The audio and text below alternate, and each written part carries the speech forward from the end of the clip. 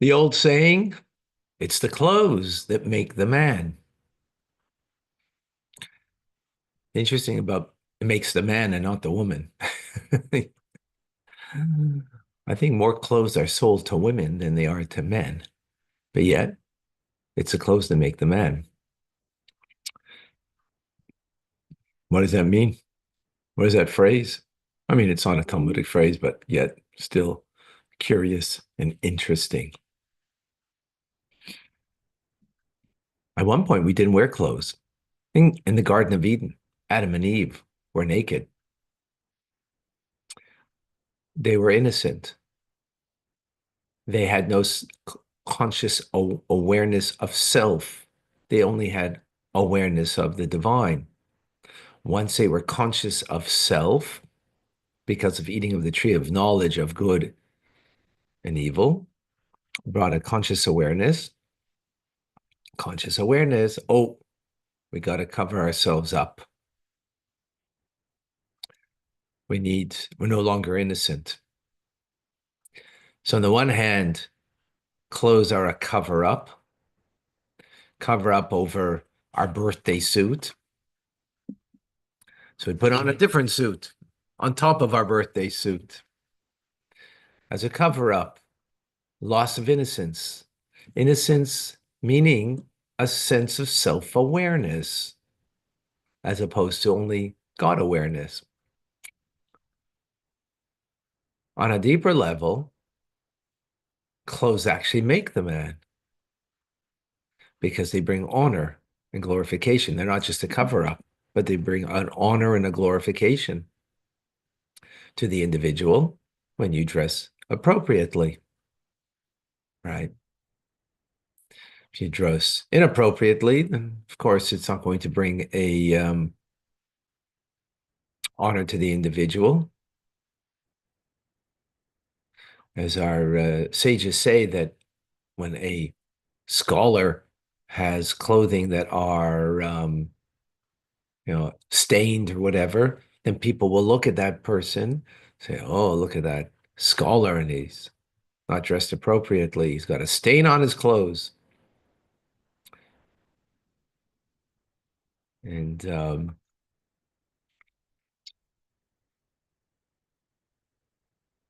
but the purpose of clothing is ultimately to bring greater honor, greater glorification of the individual, and not lesser. Just profound idea. Therefore, they make the man. Welcome to Tanya Today. I'm Rabbi Ronnie Fine, coming to you from Chabad Zurich and Kadeshim in Montreal, Canada, where it's a privilege and a pleasure to share with you the Tanya. We begin today chapter 4. And of course, chapter 4 comes after first 3 chapters. Chapter 1, we came out knowing that there are 2 souls. Chapter 2 began with the second soul that is literally a part of God. It's a part and one with God. And chapter 3 gave us the qualities of the soul. What are the qualities of the soul? Well, just like God has 10 divine attributes, 3 intellectual, 7 emotional. So likewise, our soul that's a part of God has 3 parts of the intellect, Chachma Bina V'das, Chabad, wisdom, understanding, and knowledge, and 7 emotions. Chapter 4, in one word, is levushim, garments. And as we will see, it's the garments that makes the person. What does garments mean? And we're speaking about the godly soul here. The godly soul has 3 garments. Well, garments are a self-expression of the individual, and therefore they can honor the person in making that self-expression more beautified. What is the self-expression of the godly soul? Thought, speech, and action. Why are they called garments? Well, first of all, we'll see in a moment how they actually beautify the soul. But moreover, on a simple level, because garments you can take on and off, you could choose what to think, what to say, and how to act. And therefore, they are garments of the soul, as opposed to the emotions of the soul or your perspective on how you see. Are you naturally inclined to see the world before you as the cup half full or half empty? That's a perspective. That's intellect. Well, you can't change that, how you naturally perceive the world. So you can't naturally change that. Simply, you could change how you think, that you might think the cup half empty, but I mean, sorry, you might naturally perceive the world half empty, and you could choose, though, to change the thought and see it half full or completely full, even, right? So you could think that way, but you can't perceive that way now. Or better yet, easier maybe to appreciate, you may feel anger and upset in your heart, but you could choose not to think it. Is it still in your heart? Yes, but it's not consciously something that you're thinking now. You chose otherwise. The feeling you can't easily change, but the thought you could. And therefore, thought, speech, and action are metaphorically garments of the soul because we can change them. Now, what are the garments of the divine soul? What are those garments? Right? They're the 613 commandments of the Torah. Meaning, when a person fulfills a physical act of putting on tefillin, wearing tzitzis, lighting Shabbos candles, and the like, right? That act is wearing that action of being charitable. The act of putting on the tefillin is an action that you're now wearing a garment. The godly soul is wearing a garment of the commandment. Likewise, the power of speech. When you pray, say a blessing. When you say words of Torah, as I'm saying, also fulfilling. Now, in speech, the words of Torah. So then that's a garment of one of the commandments of the Torah that I am being garbed with. My soul is being garbed with. Likewise, thought, that when you are thinking words of Torah, in all dimensions, there's pardes, the orchard, the complete, simple meaning, the hinted, homiletic, and the esoteric, Kabbalistic understanding. All that is you're garbing your soul with a command of God. Right. Now, how do we understand that? But how am I garbing my soul? Because your soul has 613 components, if you want to call it organs. The soul has 600, just like the body has 248 positive, there's 248 positive commandments. The physical body has 248 organs. There's 365 prohibitions, negative commandments in Torah, which are juxtaposed 365 sinews um, of the body, right? So those are the commandments in the physical body. But more importantly, here we're speaking about the soul. So the soul has 613 so-called organs, components to it, shall we say, that they are garbed with one of the 613 commandments when we do them. Now, specifically what that means, that one's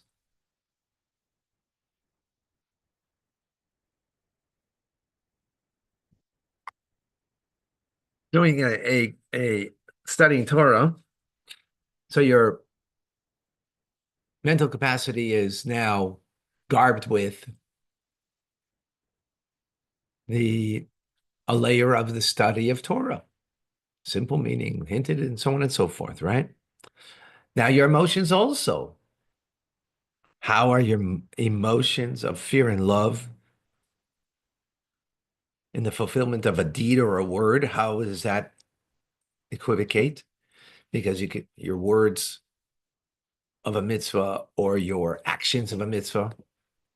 Well, it means that when you are donning your tefillin or saying words of prayer or Torah, for example, you do it with love and awe of God. Then you're garbing your soul in its totality, not just in the act, but in the act that is full, that your act is engaged with love and awe of God. So now you are being garbed with the commandments, with the command of God.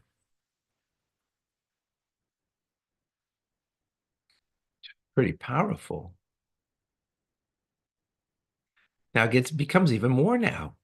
Tanya Today goes further with this. Unlike the physical garb that we wear, that brings glory and honor and to the individual. But what's more important? My clothing or me? Obviously, me is more important than my clothing, right? Yes, it brings honor, but more valuable is me over my clothing. In the metaphor, it's the opposite. The clothing of the soul, which means, what's the clothing? Thought, speech, and action, is a greater unity and oneness with God than the soul itself and its union and oneness with God. Ooh, what does that mean?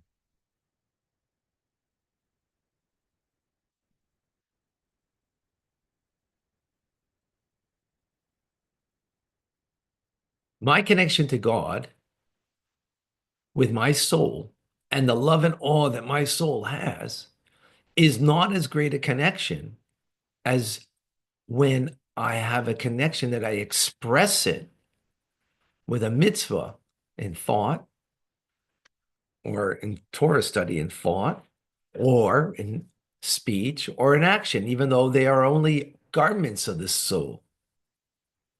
So let's explain how is that?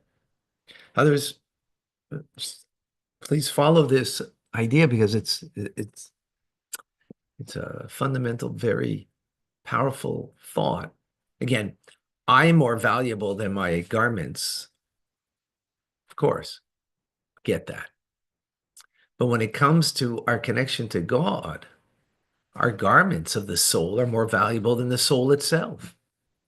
The soul itself is made up of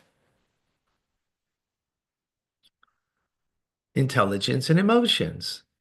So my perspective on God and my feelings towards God, wonderful, but they're not as great as when I think a mitzvah, Torah mitzvahs, speak Torah mitzvahs, and act upon Torah mitzvahs, even though they're only garments of the soul, but they are much greater. Why? Because God's Torah mitzvahs are his will and wisdom, and his will and wisdom are bound up in one with him. Yeah, but my soul is also one with God, isn't it? Didn't we learn that? Chapter 2? It's true. Except the soul and a body, there's a separateness. And therefore a separateness from God. Because it's in a body. It's divine. It's a part of God, but it has a sense of separateness. Not so Torah and mitzvahs. They're not separate from God at all. They're totally bound up in one with God.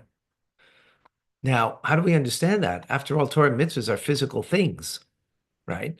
Physical tefillin that we put on, physical tzitzis that we wear. They're physical.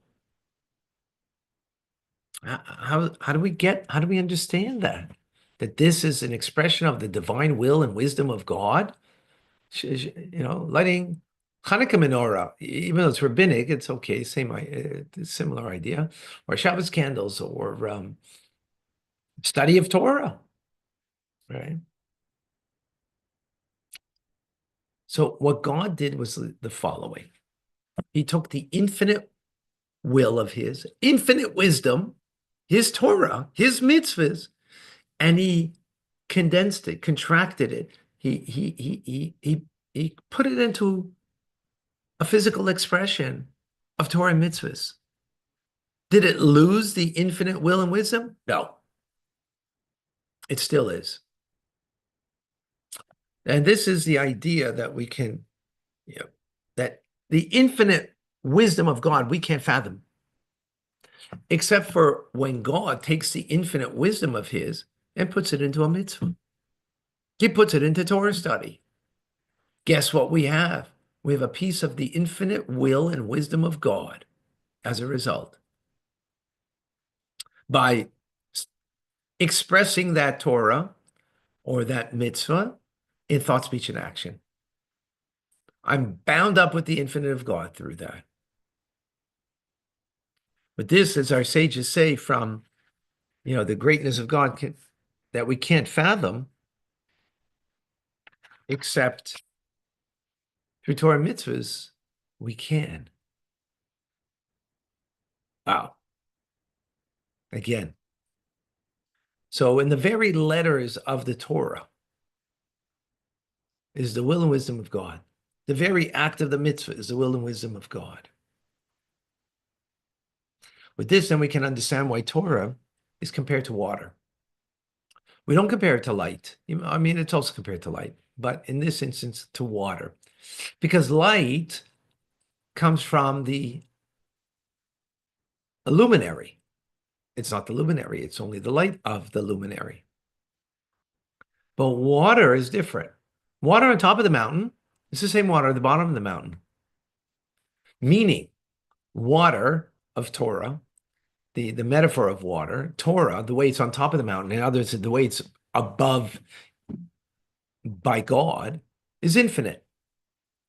Guess what? When it comes to the bottom of the mountain, it expresses itself in a physical expression of a law of how to put on tefillin, the law of an ox gored a cow, and the law is such and such. In there you have the infinite wisdom of God and the infinite will of God. Wow. With this, we can understand, as our sages say,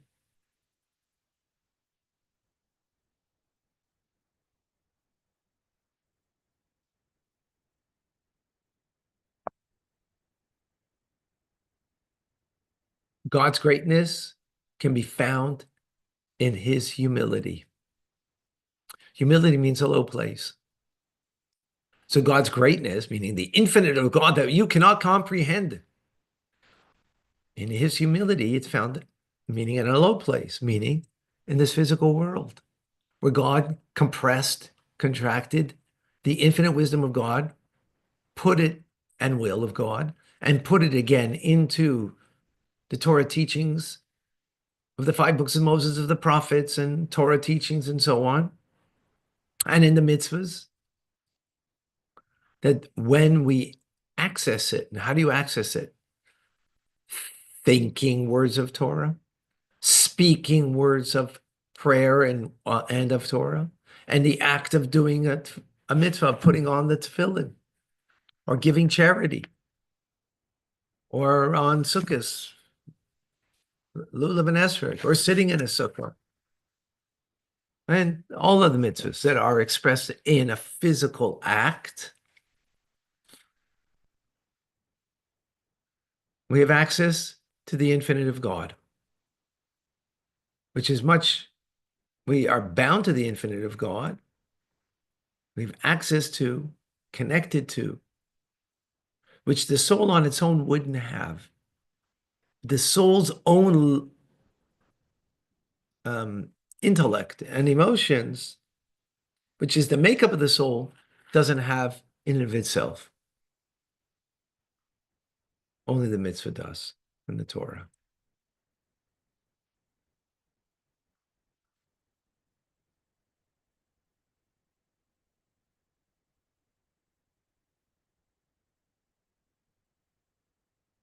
Very powerful. I hope I explained that well. But this we understand when we make a blessing over the Torah every morning, which, by the way, before we study Torah, should make the morning blessings, which include to the study of Torah, that we say Asher Natan Lanu et Torato, that he gave us his Torah. What do you mean he gave us his Torah? Exactly the way it's on high, we have it down here. Like water on top of the mountain, same water at the bottom of the mountain. Light is not the same, right? The light is not the luminary, but the same Torah that's one with God on top, above, beyond this world, is we have access to God through it, the Torah mitzvahs, in this world. And therefore bound up in a perfect unity and oneness with God as a result, as we will learn. Very powerful. Any questions?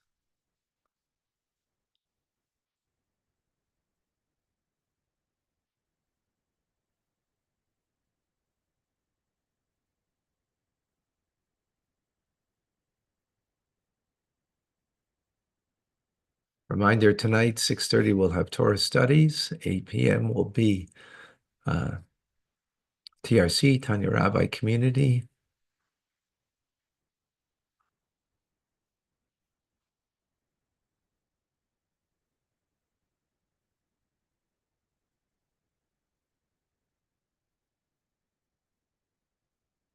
I don't see any questions.